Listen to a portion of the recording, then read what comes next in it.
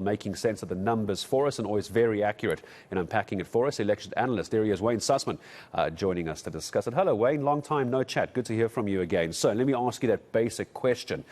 Is the new leadership going to reverse this drop in support for the ANC at the polls? Good morning. Good morning, Gareth. Great to be with you. Yeah, I think if you look at the top seven which is chosen, obviously led by Cyril Ramaphosa again for a second term, there's a lot of people from the Gauteng province who are elected in the top seven. We know that the ANC has real challenges when it comes to the urban areas. Our three main urban provinces are Gauteng, KwaZulu-Natal, and the Western Cape. And what we saw in the local government elections, and certainly in the 2019 elections, is that the ANC has trouble in 7 out of the 9 provinces. The 2 provinces where its support is essentially rock solid is the Eastern Cape and Limpopo. Limpopo is represented in, well, with Gwede Mantashe, the Eastern Cape as well, is represented in this new top 7. The rest of the top 7 is based on people who come from the Gauteng province. And I think that there's a real understanding that the ANC has to turn around its support in the metro region and in the peri-urban region, what I like to call secondary cities, places like the big towns in the West Rand, the big towns in the Vaal, the big towns in the Southern Free State, that the ANC has to arrest that decline to turn its fortunes around. And I think the most interesting selection when it comes to this challenge, and the million-dollar question, is that of the new Secretary General, Fikile Mbalula. We know that Fikile Mbalula, Mr. Razzmatazz, is a person of high energy, a person who's deeply committed to the success of the ANC, a person who loves the art of campaign and the war of campaigning. However, if one looks at the 2019 election for the ANC and the 2021 local government election, its worst ever performance in the ANC's history, the person who spearheaded that campaign was Fikile Mbalula. Now, the million-dollar question is, did he prevent the party from doing even worse, or was he responsible for the ANC's decline in that regard? And that's going to be the million-dollar question. One of the other questions that need to be asked as well, I see a lot of experts coming out, Wayne, I'd like to get your thoughts on this, that there isn't always talk of slates within the ANC. The ANC doesn't like to use the word slates, but let's call them preferred candidates, depending on who you're backing for president.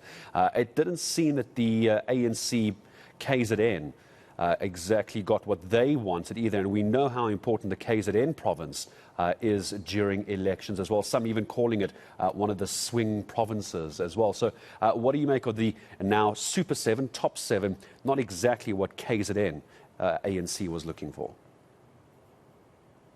Great question. So we know that in 2017, there was no one from KwaZulu-Natal, but KwaZulu-Natal had someone like Ace Magashule, who had a real connection to the KwaZulu-Natal province. We know that he was close to President Zuma. In the new top 7, there's even less of a connection. There's no one from KwaZulu-Natal geographically like the previous top 6. The challenge here is that KwaZulu-Natal is even more removed. And this is very interesting. To use an American analogy, this is like California for the Democrats. The KwaZulu-Natal is the most populous province for the ANC. It had the largest delegation here, and it's not involved in the top, it's not connected to the top 7 again.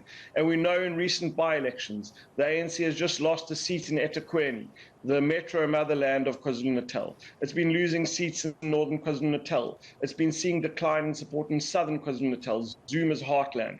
So that is going to be fundamentally key for the ANC between now and the 2024 elections, and of course the upcoming by-elections. How can this top 7 rewrite the script for what we've been seeing in KwaZulu-Natal over the last year, for the whole of 2022, where you've seen ANC support continue to drop from its low point in 2021.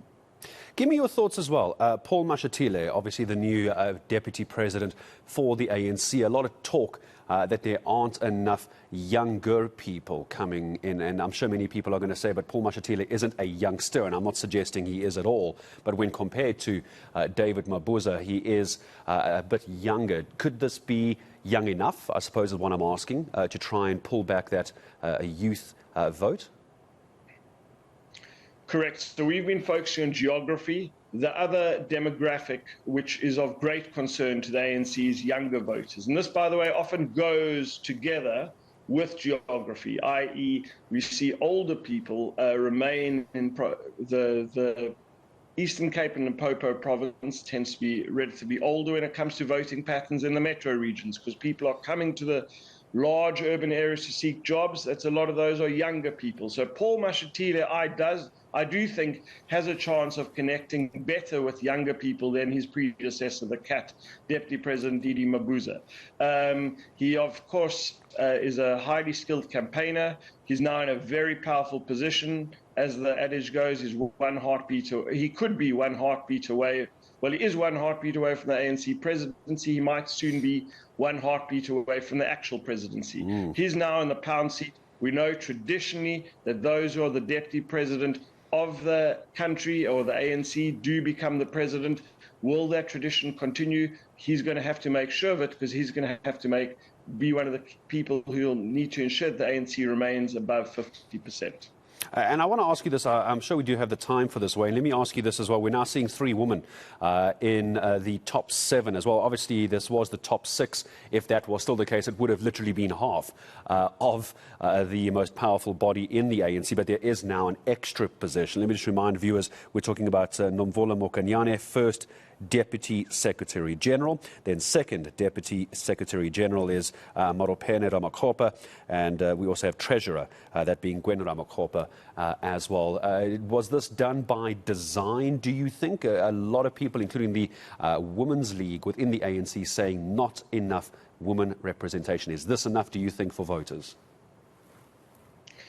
Yeah, so I think this was definitely done primarily from gender concerns, which are obviously real concerns. So this is a great victory for the ANC Women's League. Who would have thought that the ANC Women's League would have outplayed ANC because that KwaZulu-Natal delegation from the ANC, because the Women's League has had its challenges over the last few years, and now they emerge with an additional position, a far more diverse from a gender perspective slate of top 7 people to lead the ANC going forward. And let's see, someone like Maropene Ramakgopa is largely unknown to many South Africans. She was, I think, the youngest ever district mayor in South Africa during the Mbeki era. She's got links to Limpopo and the Northern Cape. So she's going to be a key conduit and key link to rural parts of South Africa.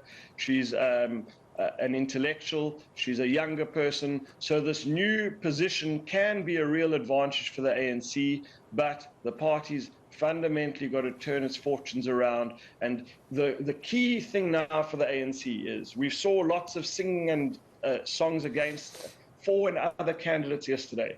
Can the ANC now sing one united song and really emerge from this conference as a more cohesive party, a party which realizes that if it continues on the same trajectory, it might well have to look for coalition partners and at worst go to the opposition benches in 2024. And you led me very nicely, Wayne, to my last question as well. So right now we're talking about ANC elections, but obviously as the governing party, that's going to translate to the governing party. Now, how many changes, if any, do you foresee before we get to 2024? A lot of talk around the January 8th statement and changes within Ramaphosa's cabinet. Do you believe that's what's going to happen? We're going to see changes fairly soon? Well, he has to make at least one change. We know that the Minister of Transport, Fikile Mbalula, will have to take up the permanent position of the Secretary General seat. So this is a good opportunity. The President is in a powerful position now. He's won re-election. He won it by a greater margin over his opponent than in 2017. The time is right for a cabinet reshuffle. South Africans, the ANC knows that the South Africans need better solutions with regards to the energy crisis, better solutions with regards to service delivery, better solutions with regards to crime.